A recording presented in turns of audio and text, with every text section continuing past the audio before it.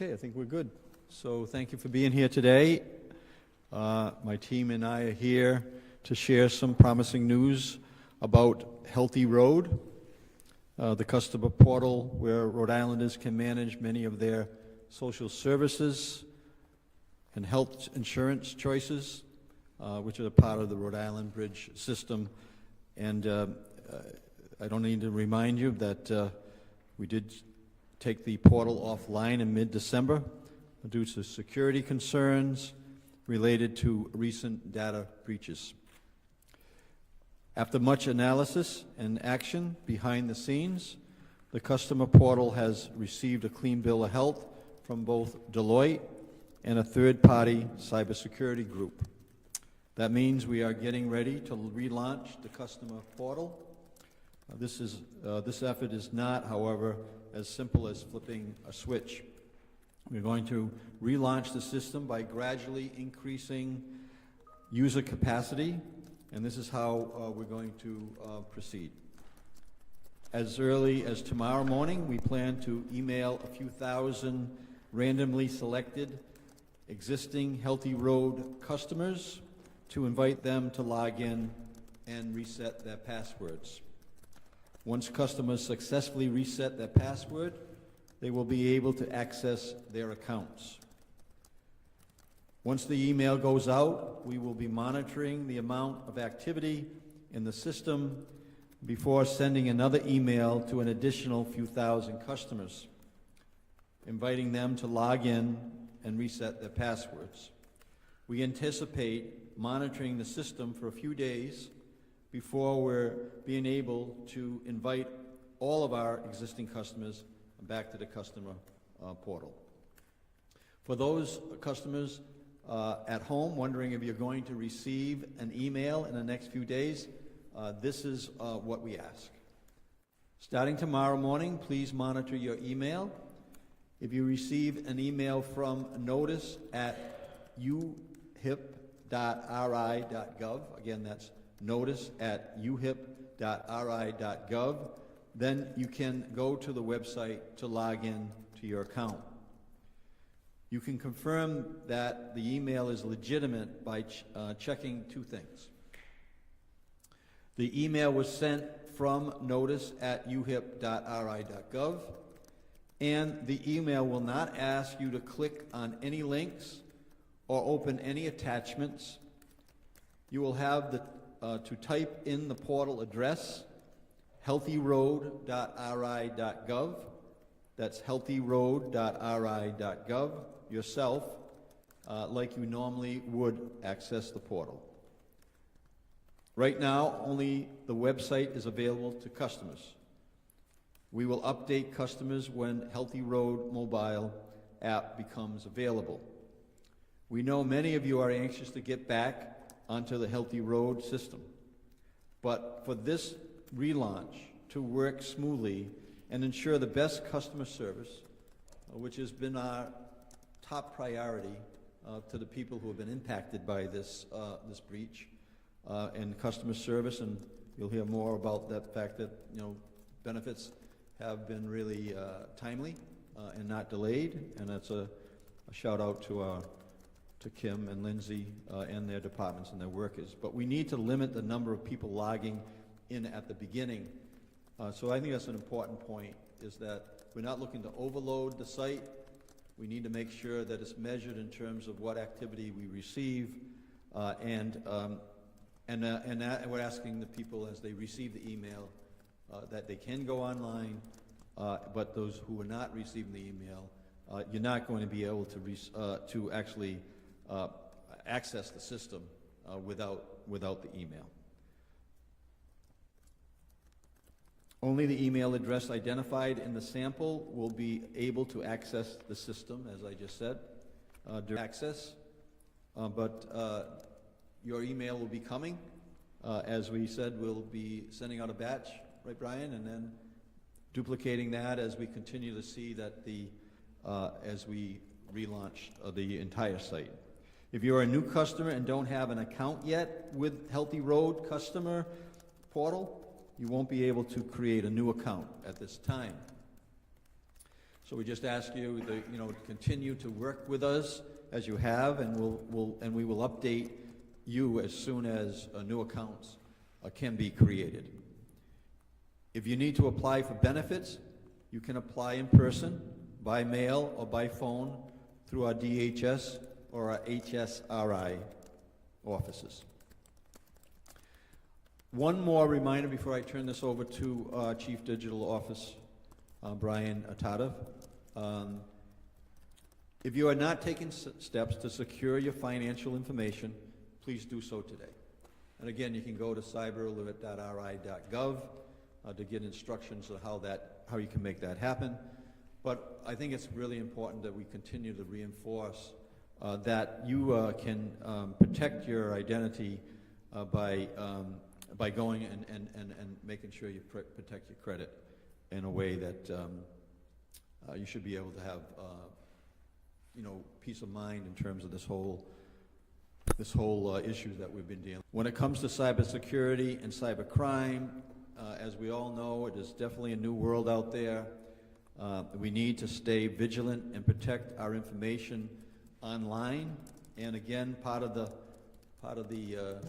recommendations that we've been making over and over again is don't be opening up emails or texts that are not directly that you recognize, that you can't recognize, and also no one who's legitimate is going to be asking for your Social Security number, your date of birth, personal information, and that's something that we really continue to need to be diligent on, not only because of this issue with Rhode Island Bridges, but ongoing for everyone that lives in the state of Rhode Island. And with that, I'll hand this over to Brian. Brian? Thank you, Governor. Good afternoon. Brian Tardif, Chief Digital Officer.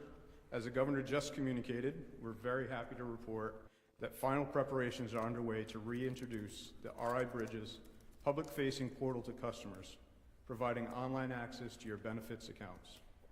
The state and Deloitte have executed a robust restoration plan that includes the mitigation of cybersecurity risks, multiple rounds of performance, functionality, and security testing of the RIBridges systems, and implementation of enhanced security monitoring to ensure a secure and stable relaunch. Our third-party vendor has provided attestation that the system is secure and free from malicious files. Over the next several days, we'll begin to provide access to existing RIBridges customers in a multi-phase rollout. As the Governor stated, the phased relaunch will start when a customer receives an email from notice@uhip.ri.gov. Only customers who receive an email will be able to log into the system, so please wait until you receive your email notification. There will be no clickable links in the email.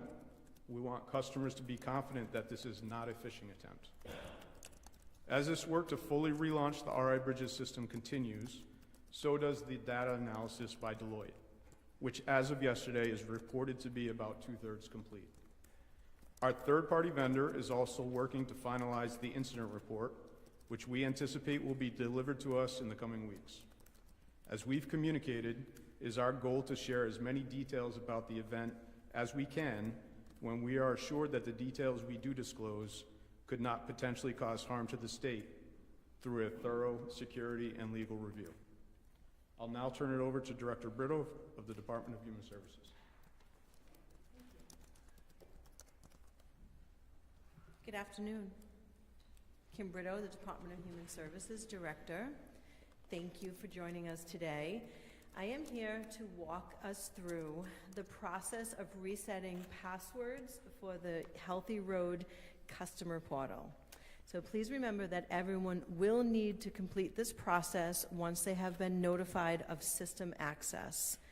Before we dive into those details, I just want to take a moment to emphasize that DHS continues to provide all services in a smooth and efficient manner. We are actively processing benefits and supporting our customers without disruption. Once individual.gov, the resetting or the password reset process, here are some of those steps. Customers will log into the account using their username and current password. They will then be prompted to reset the password on the next page. And then once the password is reset, they will gain full access to the account.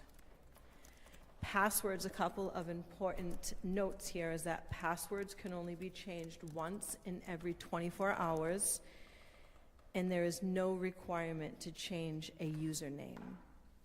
So some of the requirements in passwords are when resetting the password, we need to ensure that it meets the following criteria. The length must be between 10 and 15 characters long, which is a little different from the last time it was 8 characters long. It must include one number, at least a special character, and at least one uppercase letter and one lowercase letter. It must not repeat characters more than 2 times in a row, and that new password should not contain the username. So some steps for forgotten username and some password assistance. If you forget your username or password, you can use the Forgot Username and Password button to recover or reset your credentials. And verification can be done through a message sent to your registered email address, inputting your account ID, and answering the security questions. So again, a reminder there is that passwords can only be changed once in every 24 hours so that we can maintain system security. As part of good practice, I just want to take a moment to remind everyone that to protect their benefits on their EBT cards, we always, as good practice, encourage folks to change their PIN numbers and to never give your PIN numbers out to anyone else. That's just good practice for managing your cards. And then the launch of the customer portal is an important step forward. It does not change our commitment at DHS to providing that full in-person and call center support. Our offices remain open. Our call centers are operating with extended hours, and we're here to assist customers through this process. Thank you. I'll hand it to Director Lang. Good afternoon, Lindsay Lang with HealthSource RI. I want to express my gratitude for everything that's been done across our state teams to ensure that we can reintroduce our customer portal in the days ahead and to do so safely and securely to serve Rhode Islanders who depend on all of our programs. Throughout this process, HealthSource RI has remained available and open for business, and we are so through this moment. So as customers gradually regain access to their online account, I'll remind folks that the HealthSource RI call center is still available to reach out to us by phone, and that has continued to be the case over the last month or so. We've also had really strong call volume, as you would expect, because we are in our open enrollment season, and we have maintained low wait times. That tells us that customers are getting through and getting the assistance that they need to get covered for 2025. Our enrollment is also very strong, the same that we projected, actually a little bit higher, and we're covering thousands of Rhode Islanders for 2025 coverage. We owe thanks to both our hardworking staff across the state agencies as well as our longtime partners in coverage, Blue Cross Blue Shield of Rhode Island and Neighborhood Health Plan of Rhode Island, for their flexibility, their responsiveness, and their hard work throughout this past month. With our call center able to support customers who need to pick a plan for 2025 and the customer portal now in sight, our direct enrollment option with carriers will be winding down. We expect to sunset this program in the coming days. The temporary direct enrollment program helped about 2,000 Rhode Islanders who had an urgent need for coverage at the beginning of the calendar year. And again, I want to thank our carrier partners for helping us to offer that option to Rhode Islanders. And finally, I just have a couple of reminders for customers of HealthSource RI or folks who are still looking for coverage for 2025 as we near February, which is our last month of open enrollment this year. We've extended open enrollment through the end of February. For customers who are carried over from their 2024 coverage without having picked a plan, or for folks who were not automatically renewed for coverage for 2025, now is the time to give us a call. You can pick a plan and pay for your coverage and get set for the year ahead. Once your customer portal account is activated, you can also use that to apply, update your account, pick a plan, or make a payment. And for new customers, a reminder that our open enrollment goes through February 28th, and we can serve you over the phone today and throughout the year. There's no need to wait until you have access to the system to set up a new account. You can do that by calling us. And you'll have the option to get that coverage retroactive to January 1st. Our call center is open weekdays from 8 a.m. to 8 p.m. through the end of the month, and this Saturday from 9 to 5. And our phone number is 1-855-840-HSRI, which is 4774.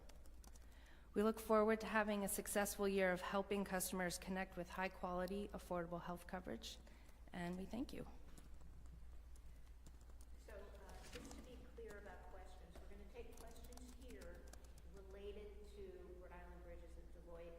If you have questions on other topics, we'll handle them, but we're going to let everybody else go, and we'll do it in a gaggle afterwards, right? So I think we're starting with, who's got questions?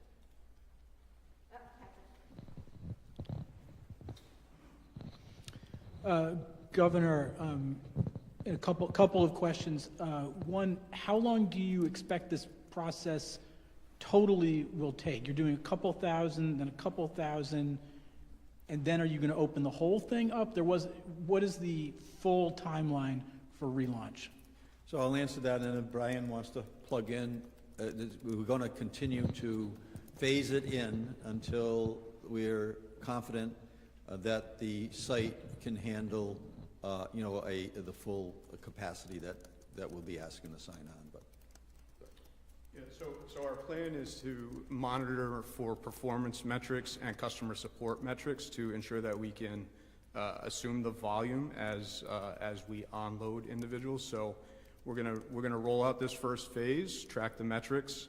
If the second phase dictates that we can increase the volume, then that's what we're going to do. So it is multi-phase, but there is a potential to eliminate follow-on phases as we monitor the metrics, and performance and customer support numbers are where we want them to be. I mean, are we talking weeks, months? What's the general time frame? The next week or two, we expect full accessibility for customers. Okay.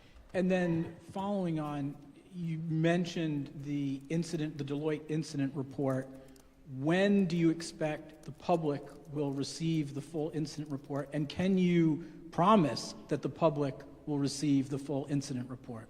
So there's, to be clear, the third-party assessor is going to be providing the incident report. We have a copy of the Deloitte incident report, but we've onboarded that third-party assessor to do an independent assessment of the incident. It's our goal to provide as many details, as I stated, as we can after a thorough security and legal review. But to be clear, the public may not see the majority of the report or large portions of the report. Cybersecurity is tricky, and we certainly don't want to expose any information that could further expose the state to risk, but we will provide as many details as we can that will not expose the state. Okay. I mean, this is in the context of the Washington Bridge after-action report, which is still secret, and we never found out what went wrong with that bridge. And so there is an interest, I think, from the public of finding out what happened here to look ahead to the future. Yeah, we're completely interested in providing as much transparency as we can without exposing the state systems or data to any additional risk.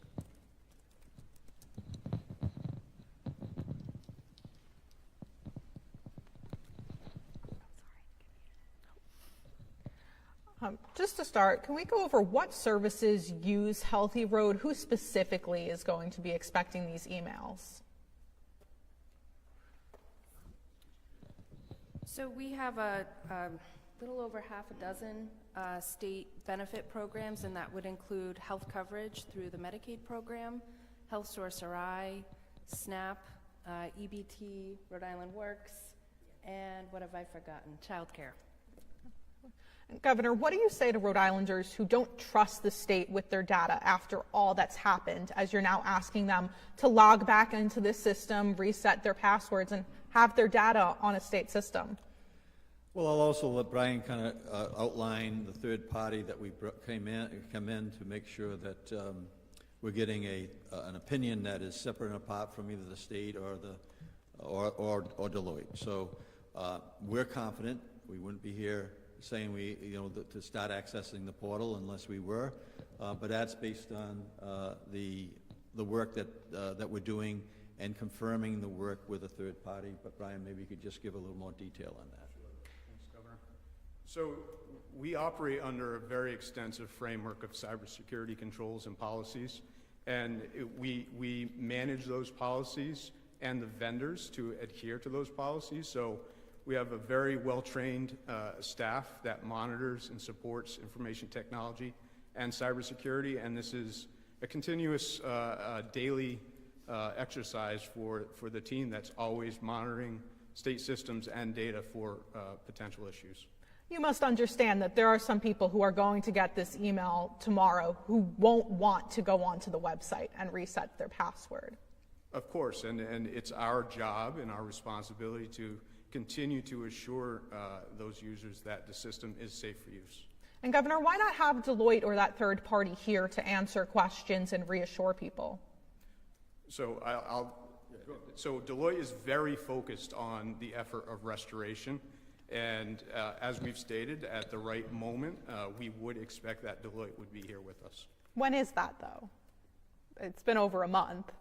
We're still in restoration, so upon full restoration, we'll have those conversations. One question on this, and then an unrelated question, however you're going to handle that. But my question is, the Auditor General, year after year, said our cybersecurity systems were very vulnerable, and here we are. Something has happened. What specifically have you done to, plug in gaps, fix it, make it more secure than it was that allowed this breach? So year over year, we're subject to a number of audits to include the Auditor General's office, and we respond to those reports accordingly and prioritize our efforts based off of the level of risk of the findings within those reports. So it's, again, a continuous process where we have to define where the greatest risk lies and respond in the appropriate order. Yeah, that's what the Auditor General was suggesting you do. I'm asking a specific question, which really bounces off the question asked before me. What have you done to assure specifically to make it safer for people who may be a little bit nervous about going back on this portal? So again, we have established frameworks and policies, and I really can't speak to any specific or potential risks that we may have. It's just not, it would be irresponsible of me to expose those. So we prioritize the risks accordingly and consistently execute improvements across all of our systems. On this subject, no. Different subject. Is it about Deloitte? Then Rhode Island Bridges, right, and get that in a gaggle. Hannah? The Rhode Island Current posted a story yesterday saying that the Rhode Island Bridges backend was posted publicly on the state's procurement website for several months. Any response to that, just in terms of what information was shared publicly about how the system works? I can't comment on any perceived or potential cybersecurity risks or strengths for that matter.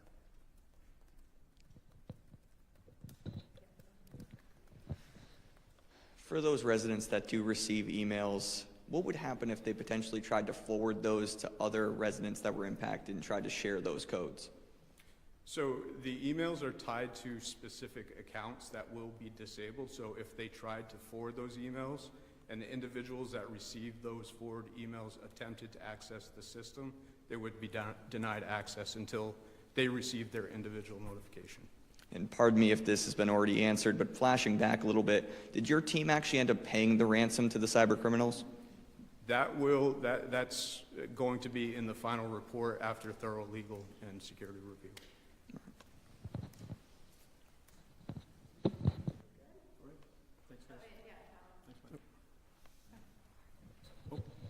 So you said the analysis is about 2/3 done. So how did you obtain that number of 657,000 Rhode Islanders affected if the analysis of the data wasn't actually complete? And what is that number based on? That number was based off of the forensic evidence that identified where the bad actor had presence within the system. So the number that was generated is a summarization of where we see their access.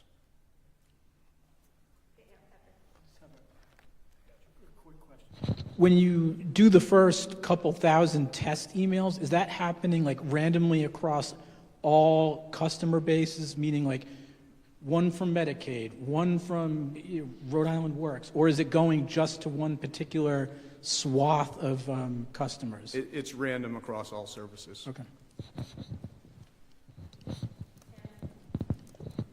Why stay with Deloitte after all this?